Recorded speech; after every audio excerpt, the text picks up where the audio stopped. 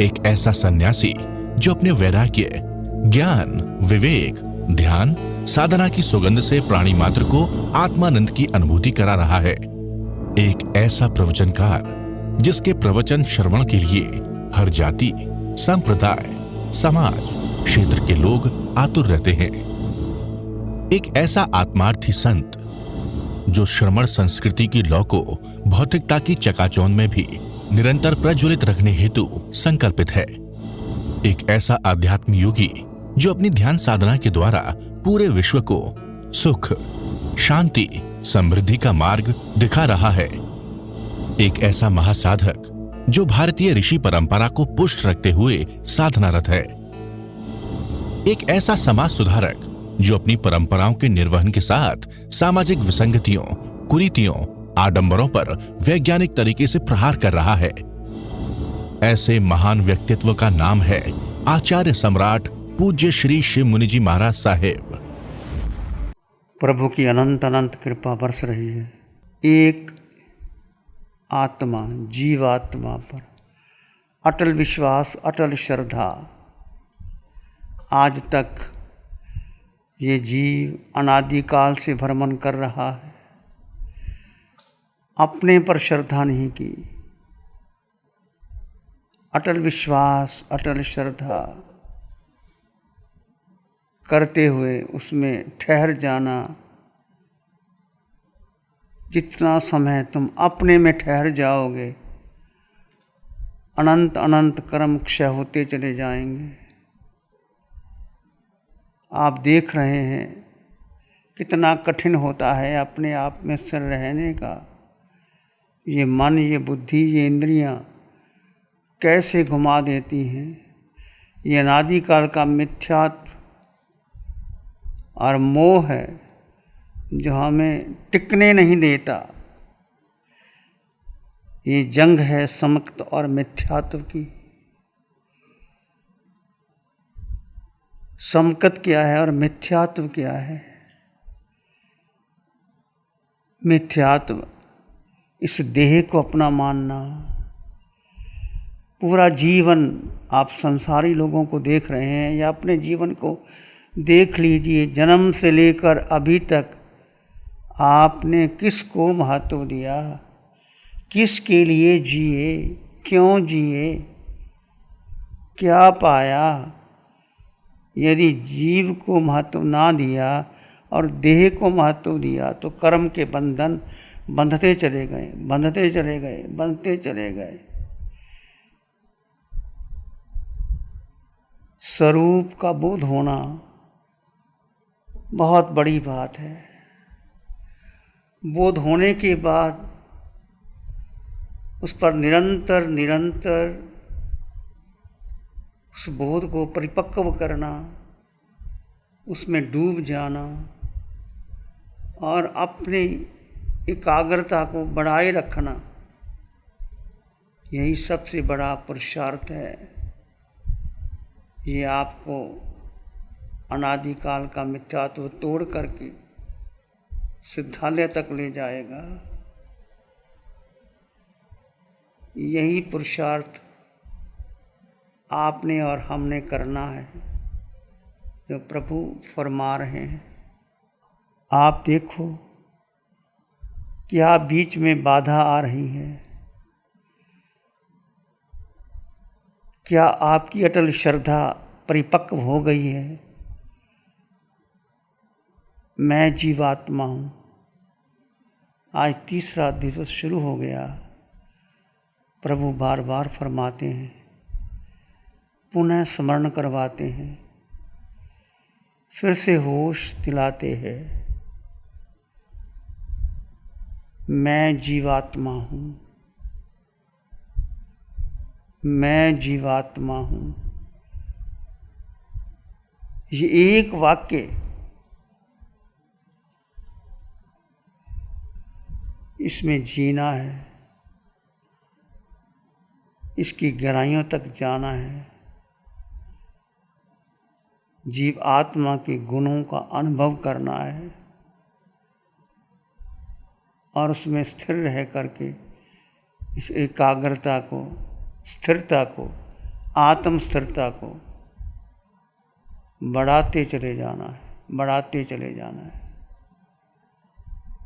क्यों नहीं बढ़ रहा?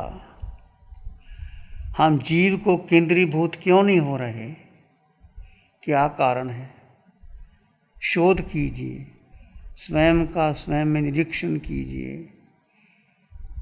1 घंटे के प्रयोग में कितना क्षण, कितने समय हम स्वयं में स्थित रहे। चाहे यानी देह के पार, बुद्धि के पार, इंद्रियों के पार, मन के पार, जो आपके विचार, परंपरा, धारणा, जो कुछ आपने मान के चला, उससे अलग हट करके निश्चय नय में मैं जीवात्मा था, मैं जीवात्मा हूँ, मैं जीवात्मा ही रहूँगा। इसके अलावा पूरे ब्रह्मांड में मेरा कुछ अपना नहीं है। मैं अकेला यात्रा करता आ रहा हूँ। ये यात्रा जीव की है। इस यात्रा को वीतराग यात्रा बनाना है। संसार की यात्रा अनादिकाल से मैंने और आपने की है। आप इसको वीतराग यात्रा बनाना है। केवल केवल केवल मात्र जीवात्मा, अन्य कुछ भी मेरा नहीं है। ये सत्य है। जीव के 8 गुणों में क्षायिक संकट अटल सत्य, इसको प्राप्त करना है। कितना कठिन है देखिए। मैं जीवात्मा हूँ, कितने समय तक आप इसमें टिक पाते हैं, स्थिर हो पाते हैं? कैसे मन घुमा देता है, कैसे बुद्धि निर्णय ले लेती है, कैसे इंद्रियों के विषय बीच में आ जाते हैं, धारा खंडित हो जाती है। फिर भगवान कहते हैं उपयोग लगाइए, बार बार उपयोग लगाइए। जो समय आप ध्यान में हैं, यदि मूर्छा आ गई, निद्रा, बेहोशी, तंद्रा, आलस, मन ने आपको घुमा दिया और आप घूमते चले गए, वो चाहे आप आंखें बंद करके ध्यान में बैठे हैं, वो ध्यान नहीं है, वो कर्मों का बंधन हो रहा है, आर्द्र ध्यान हो रहा है। पूर्ण सजगता, पूर्ण होश, ये साधना होश किसके प्रति? अस्तित्व के प्रति होश, यानी आत्मा। और आपका लक्ष्य है मुझे सिद्ध होना है, मुझे अरिहंत पद प्राप्त करना है और मुझे कुछ नहीं चाहिए।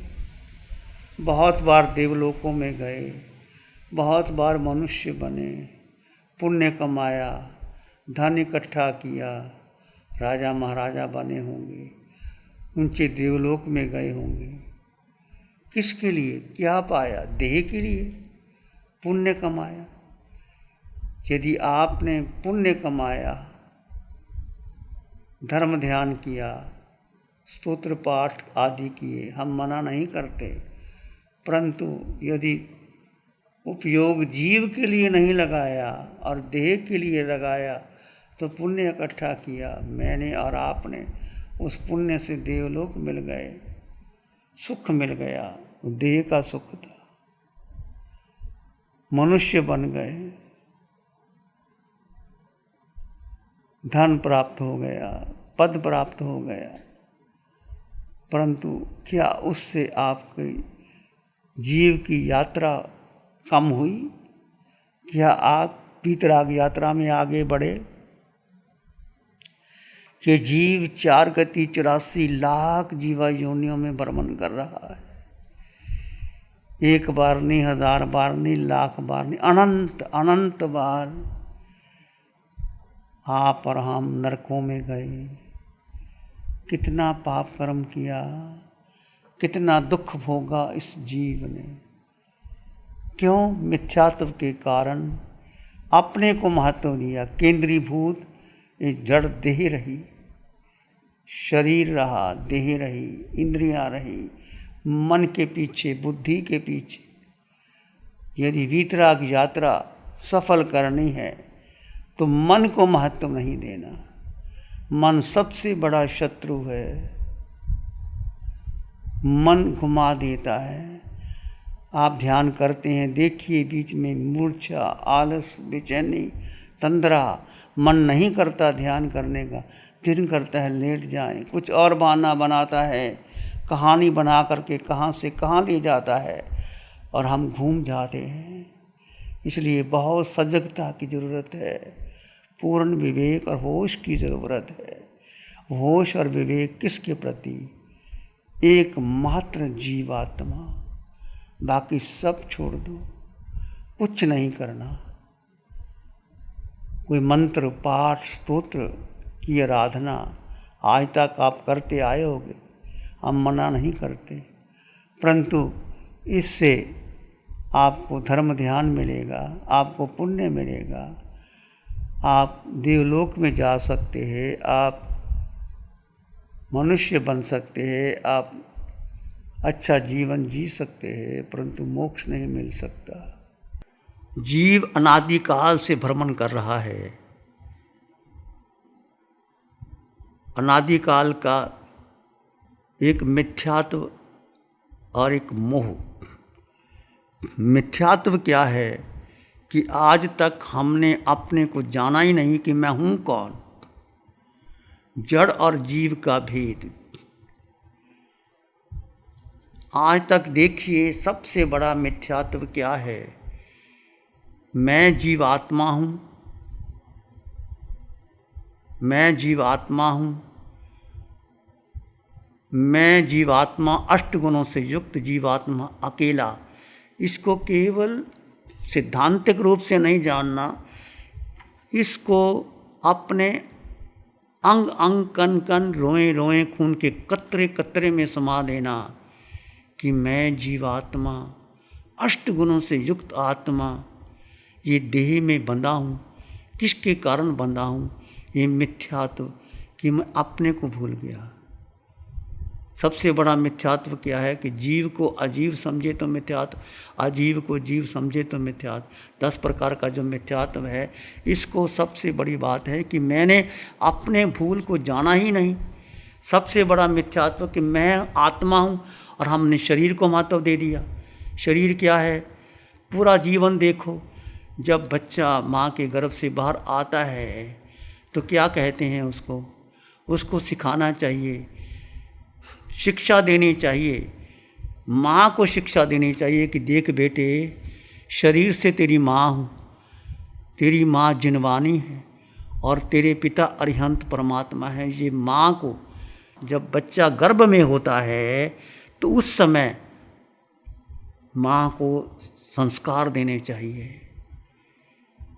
9 महीने बच्चा जब गर्भ में रहता है, गर्भ में कहते हैं कि जो माँ सोचती है बच्चा वही सोचता है, माँ खाती है बच्चा उसी से लेता है, जो कुछ करती है माँ, बच्चे का वही पालन पोषण होता है। तो सबसे बड़ी भूल, जब माँ गर्भवती होती है, बच्चे को संस्कार देनी चाहिए, बार बार कहना चाहिए कि देख तेरी माँ जिनवानी है और तेरे पिता अरिहंत परमात्मा है, मैं तो शरीर से तेरी माँ। बच्चा जब गर्भ में सुनेगा, जैसे अभिमन्यु को शिक्षा दी गई थी चक्रव्यूह निकालने के लिए, अर्जुन ने कहा था जब वो सो गई सुभद्रा तो पूरी विधि सीख नहीं पाई और वो चक्रव्यूह में प्रवेश तो कर गया परंतु निकल नहीं पाया क्योंकि सुभद्रा सो गई थी। इस प्रकार गर्भ में दिए हुए संस्कार जीवन पर्यंत काम आते हैं।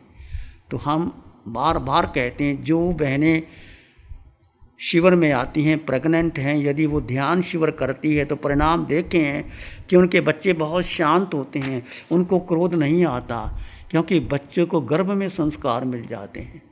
9 महीने संस्कार, धार्मिक संस्कार। हमारी एक पुस्तक है आ घर लौट चलें, उसको पहले ही चैप्टर में पढ़ें तो बहुत कुछ समझ में आता है। माँ जो सोचती है बच्चा वही सोचती है, माँ खाती है बच्चा वही खाता है, माँ जैसा करती है वैसा होता है। तो ऐसे गर्भ संस्कार देने बहुत ज़रूरी है माँ को। माँ जैसा करे वैसा होना चाहिए, ऐसा करना चाहिए। इसके लिए आप निरंतर ध्यान रखें कि जब माँ बच्चे को संस्कार देनी चाहिए कि तू मेरी माँ नहीं, तेरी माँ जिनवानी है, तेरे पिता अरिहंत परमात्मा है। ये संस्कार दिए जाएं तो बच्चा बड़ा होकर के उसको फॉलो करता है और उसको शांत रहता है। ये हमने कई बार शिविरों में देखा है। जो माँ गर्भवती शिविर में आती है उसके बच्चे बहुत शांत होते हैं, वो क्रोध नहीं आता उनको। ये प्रैक्टिकल किया हुआ बात है कि हमने जीव को महत्व नहीं दिया और शरीर को महत्व दिया।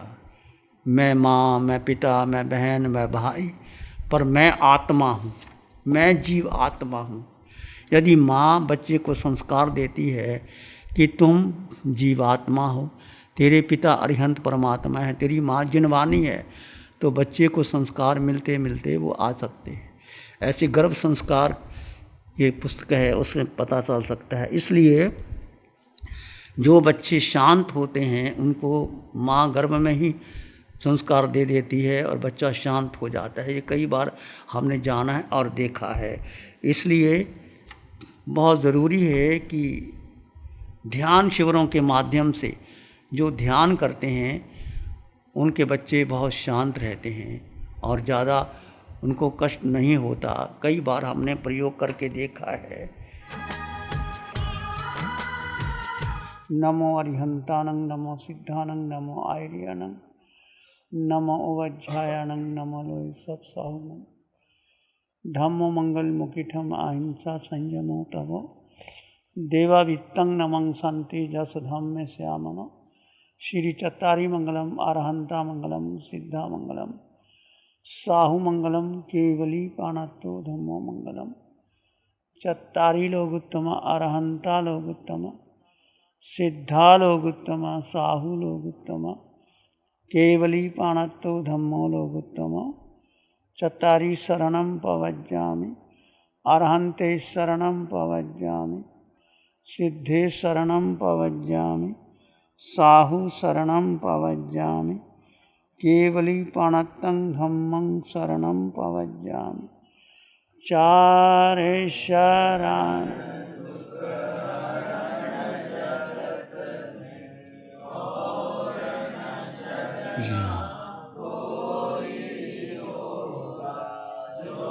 भव्य प्राणी